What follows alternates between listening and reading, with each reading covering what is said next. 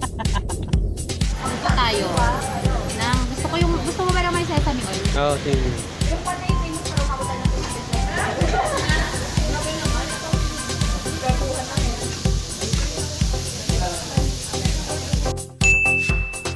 Hey everyone! Welcome back to another vlog. So today guys, pupunta kaming Baguio. On the way na kami. Dito kami sa Marcos Highway kasi hindi na passable ang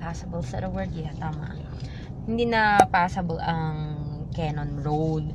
So kung papunta kayong Baguio, tignan nyo yung papasok. Sa bagay meron naman silang notice doon sa may papasok ng Jeon Road kung pwede siya o hindi. Tapos kung hindi pwede yung Jeon Road, medyo lumagpas lang kayo sa highway pag ganun lang konti. Pa-Marcos Highway naman yun. Kapag galing kayong Manila. Kaya kami pupunta ng Baguio guys kasi visit namin yung friend ko. Vehicular accident. So, nasa hospital siya ngayon. So, we need to visit him. Tsaka matagal ko na rin siyang hindi nakikita ng taon ng kasal si Carla. 2 years, 3 years. Yan na yung halos kapitbahay ko lang yung tito niya. Pag pumupunta daw siya doon sa likod ng bahay namin every weekend pero never ko siyang nakita. Pupuntahan natin siya ngayon. I-visit natin and then we're gonna do a lot of things. Pupuntang bangko, pupuntang SM, may mga bibilhin doon. Yun guys. Yun ang kakain! Woohoo!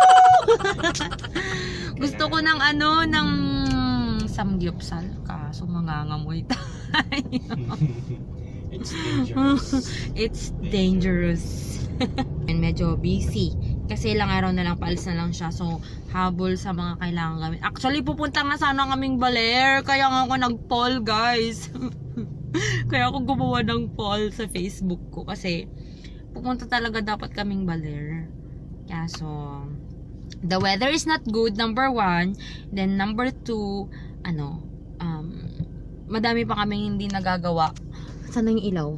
Madami pa kaming hindi nagagawa na kailangan naming gawin. So yun, prioritize na lang yung mga bagay-bagay na kailangan gawin. It's a must. It's a must. Ang itim ng mata.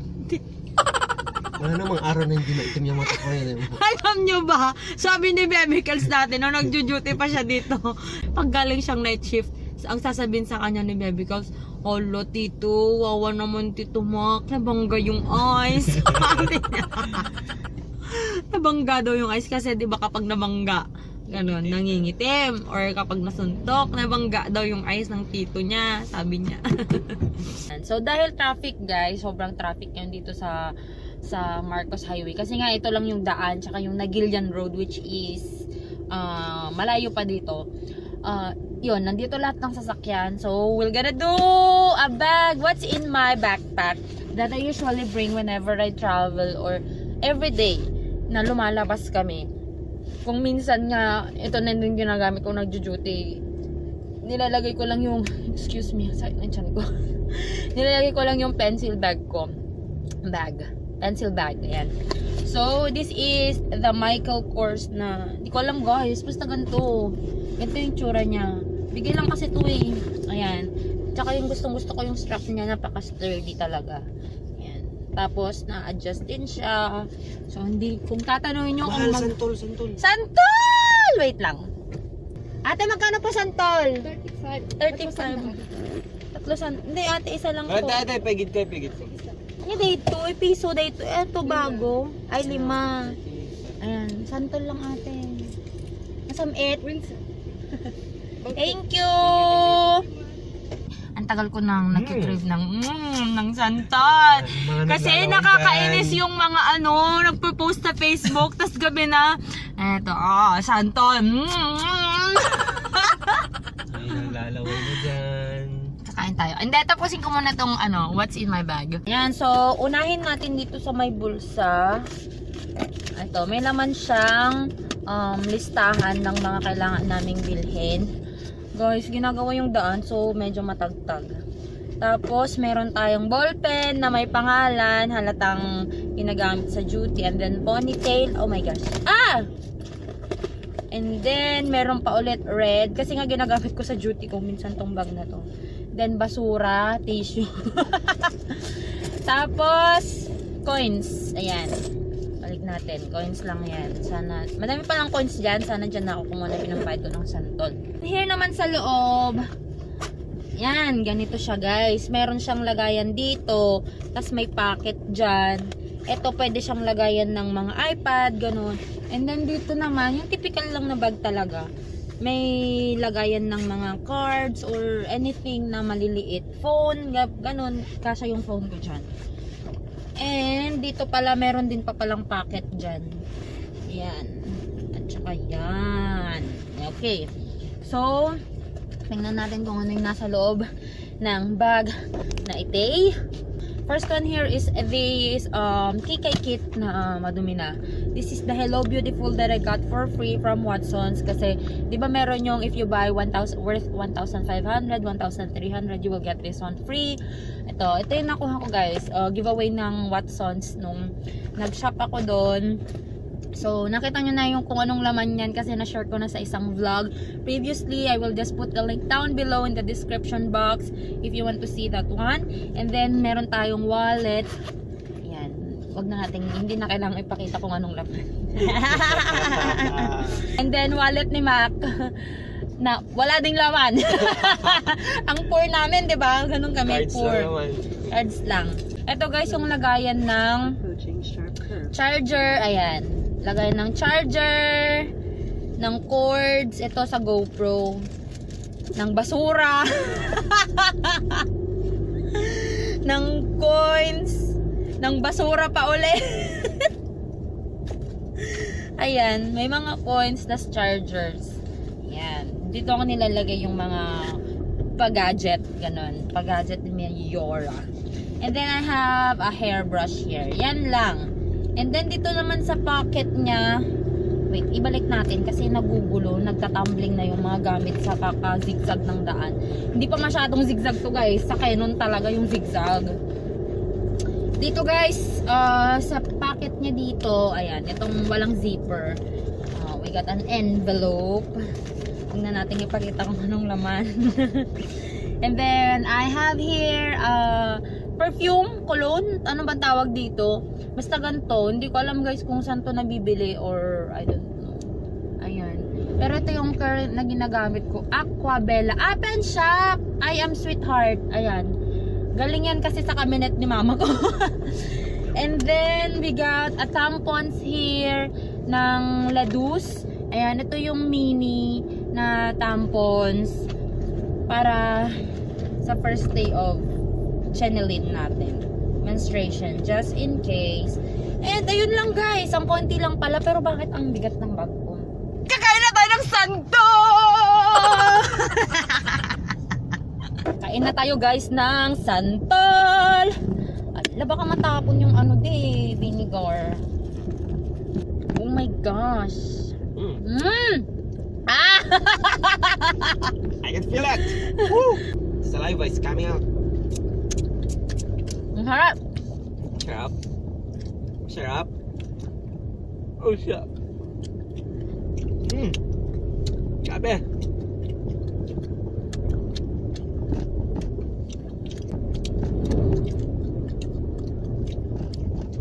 Ah! Ah. Ah! Ah! Sabi ni ate, matamis. Baka magtayo. Fun fact, alam niyo nung pumunta kami Tagaytay. Lahat kami, almost all of us, nag-CR kami sa KFC. Di ba doon kami nag-breakfast? Ay, hindi nyo pala kasi nakita, pero basta before ako nag-vlog, nung pumunta kami Tagaytay, nag-CR kami lahat sa KFC.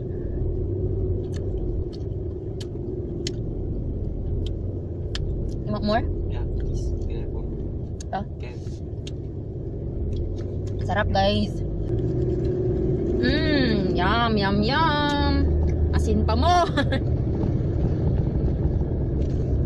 Gustong gusto ko yung ganito guys, yung maliliit na buto ng santol. Kasi nilulunok ko yan. Kaya pala malaki yung binigay mo sa akin.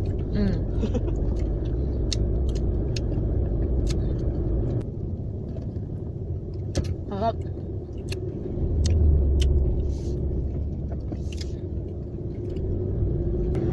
Gusto ko din tong ano, malalaking buto. Pero, ano lang, pag wala ng lasa na.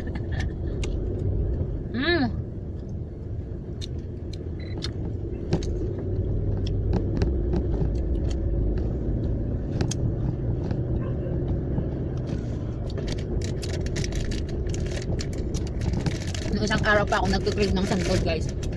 Kasama ko yung buntis na nurse namin. Ewan, ang cheer. Ah. Ilang months na buntis? Ano ko yan? Parang siya buntis, parang busog lang siya. Buntis yun. Buntis ba?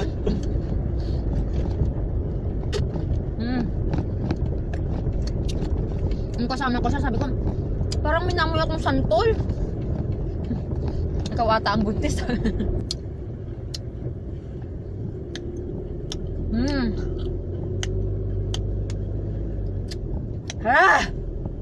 Ang sarap. Gusto mo pa? Hey guys, nandito na kami sa Baguio and currently we are here in Camp John Hay. Dapat kasi pupunta kami hospital first but then wala kaming parking space. Kaya nandito tayo sa Korean Palace Unlimited Bulgogi. Ayan. There you go.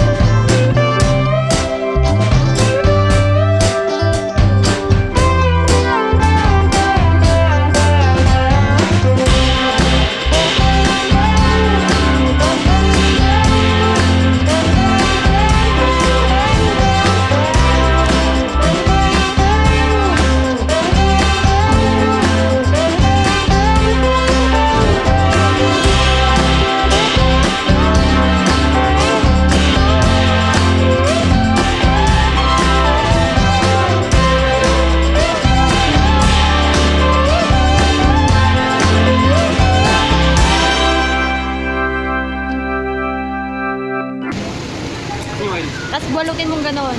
Andito yung oil. Dali. Garlic. Wala akong kinuha ang garlic. Ay, kuha ka nga sana ng garlic. Is it good?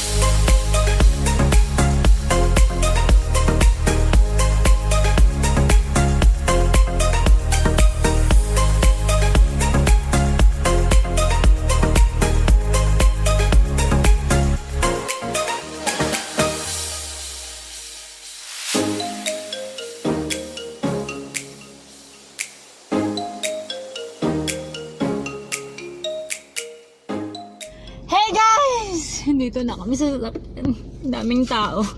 Sobrang dumami ang tao. Buti na lang medyo maaga-aga kami kasi yung sumunod sa amin na batch, 80 persons. So, napuno yung buong place. Tapos, sabi ko magsusot ako ng Korean costume. Kung alam ko lang na ganun karami yung darating, sana kanina pa ako nagsuot. Kasi, hindi na ako makasingit. Maganda siguro kapag madami kayong magbawarkada, tapos magsusot kayo ng ganun Korean costume. For free naman siya while eating para feel na feel nyo talaga yung... Try natin. Kasi matatapos sila, wala nang Hindi, ayoko na di. Hindi gusto ko din i-try. Gusto mo rin i-try? Wala namang pang lalaking costume eh. Wala ba? Puro mang babae.